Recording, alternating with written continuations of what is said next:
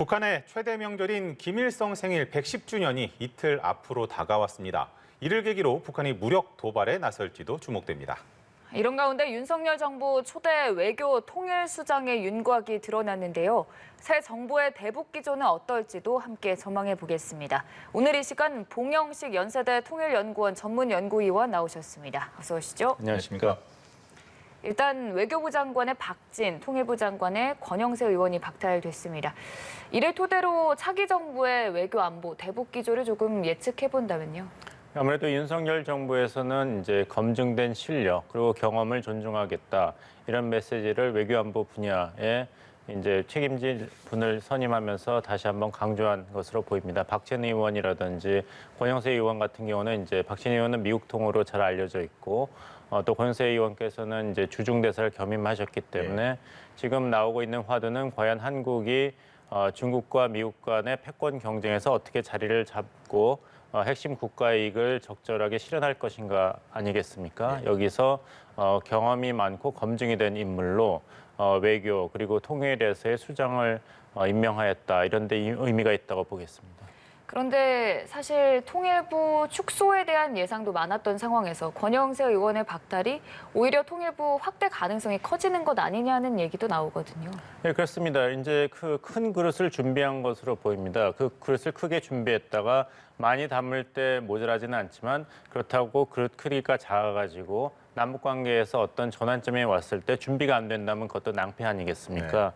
이 지난 5년간은 큰 그릇을 준비하고 당연히 그 대북 관계 그리고 남북 협력을 큰 틀에서 풀어나가겠다는 그 기조로 남북 관계를 지향을 했다면 이번 정부 같은 경우는 준비는 돼 있지만 북한이 어떻게 행동하느냐에 따라서 또 한반도의 전략 환경이 어떻게 변화하느냐에 따라서 융통성 있고 능동적으로 대응하겠다. 하지만 그 준비는 철저하겠다. 이런 면에서 비중이 있는 권영세 의원 그리고 전 주중 대사를 임명한 것으로 보입니다. 점치기가 쉽지 않겠지만 사실 윤석열 정부가 이제 출범을 할 때는 현 정부의 조직 개편에 맞춰서 하고 조직 개편은 이제 추후에 협상을 통해서 하겠다고 했거든요. 만약에 윤석열 정부의 조직 개편안이 나온다면 통일부가 포함이 될 거라고 좀 예상을 할 수 있을까요? 그런데 이제 아무래도 당선인의 의중과 그 여러 가지 정치 역학을 두고 봐야겠죠. 사실 통일부의 미래보다 더 관심을 받는 부분은 이제 법무부라든지 국토교통부가 될 테니까 외교안보 분야 그리고 통일 분야에서는 오히려 더 이런 실용주의적인 인선을 한다면은 큰 무리 없이 윤석열 정부가 출발하지 않을까 싶습니다. 이런 가운데 성김 미 국무부 특별대표가 다음 주 월요일에 또 방한을 합니다. 한미 간의 대북 정책과 관련해서 조금 조율이 잘 이루어지고 평가해 봐도 되겠습니까? 예, 그렇게 볼 수도 있습니다. 그만큼 그러나 북한의 행동이 심상치 않다는 반증으로 받아들여야겠죠.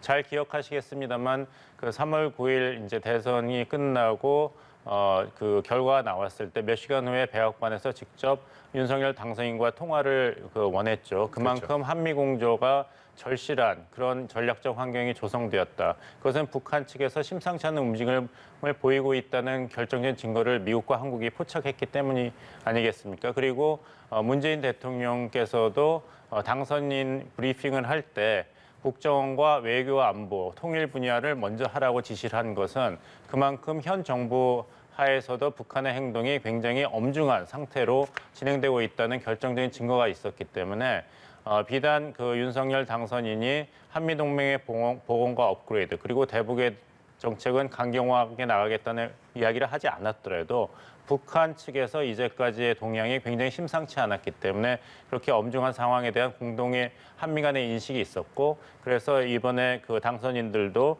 그 미국 측에 이제 전문가 협의 단체를 보냈고 또 이제 성김 대표도 다시 한번 답방을 해서 상호 간의 조율을 강화하는 그런 모습을 보이고 있습니다. 심상치 않은 움직임을 포착을 했다고 말씀을 해주셨는데 그 일환에서 미국의 핵 추진 항공모함 링컨호를 동해상에서 지금 움직였다는 게 거의 4년 만이거든요. 그렇습니다. 이 부분과 함께 연관을 지어봤을 때 미국도 지금 상황을 조금 심각하게 보고 있다고 봐도 되는 건가요? 당연하죠. 그래서 성김 대표와 웬디 셔먼 국무부 부장관이 공개적으로 또 꼭 집어서 북한이 태양절 전후로 큰 규모의 도발을 할 징후가 있다 이렇게 얘기했지 않습니까? 그만큼 확실히 확실한 이제 정보와 근거가 있기 때문에 그렇게 얘기를 한 것이고 말씀하신 대로 이제 동해상에서 미국의 핵추진 항공모함과 일본 자위대가 공동 연합훈련을 한 것은 사실 2017년 11월 이후 4년 5개월 만입니다. 네. 2017년 11월에 한반도 안보 상황이 어땠냐를 생각해 보시면은 지금 상황을 더 쉽게 이해하실 수가 있는데요.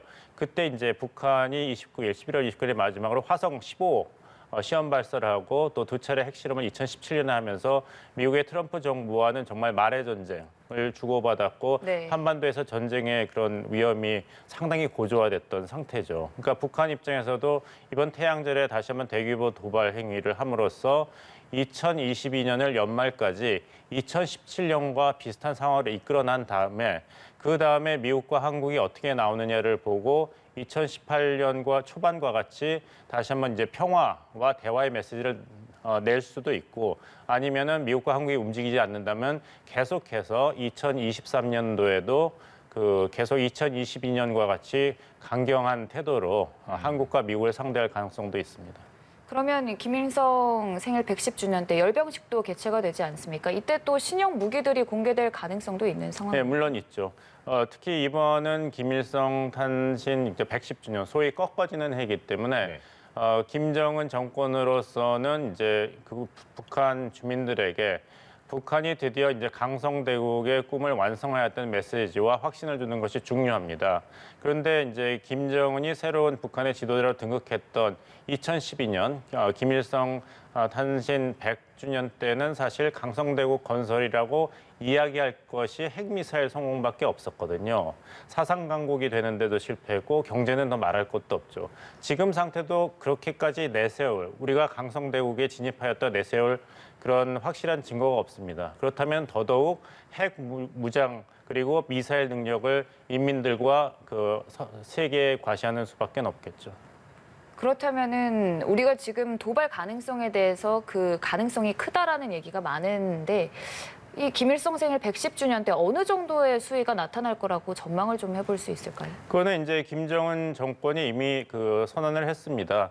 2018년 4월에 평화를 추구하는 우리가 주동적으로 모라토리엄이라는 조치를 취했는데 미국이 이것을 전적으로 무시했기 때문에 우리는 그 제안을 거둬들이고 우리의 핵 미사일 자위 능력을 높일 수밖에 없다. 그런 선언을 했고 또 계속해서 우리의 그 국방력을 강화하겠다는 선언을 했기 때문에 북한으로 본다면은 자기 시간표대로 지금 진행하고 있는 것입니다. 군사 강국을 향해서 계속 뚜벅뚜벅 가고 있는 것이기 때문에 한국이 무슨 연합훈련을 축소한다, 중단한다 하더라도 또 미국이 어떤 새로운 대화를 제시한다 하더라도 북한 정권 입장에서는 일단 그 핵 능력과 장거리 미사일 능력을 상당히 고도한 상태에서 그래서 북한이 협상 테이블에서 굉장한 주도권을 행사할 수 있는 상황이 온 다음에서야 미국을 상대로 하든 아니면 남북관계 틀에서든지 협상 테이블로 다시 나올 것입니다. 그러면 그 열병식에서 신무기가 공개될 가능성, 그러니까 17형이 이제 성공을 했다라고 대대적으로 홍보를 했었잖아요.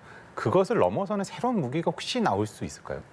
그래서 이제 두고 봐야 되는 것이 사실 지난 22일에 실험 발사한 화성 17호 북한 공식 매체에서는 대대적인 성공이라고 이야기하고 또 공식 비디오까지도 그 외부 세계에 공개를 했는데 사실 미국 정보 당국이 분석한 바로는 그것이 새로운 미사일, 한거리 미사일 화성 17호의 성공 발사였다는 증거가 없다. 네.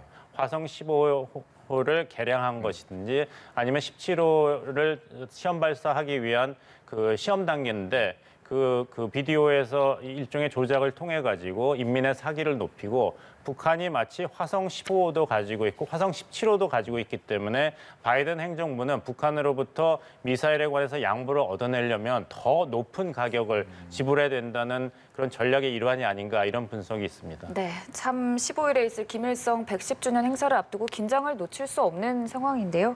오늘 이 시간 관련해서 봉영식 연세대 통일연구원 전문연구위원과 함께 얘기 나눠봤습니다. 고맙습니다.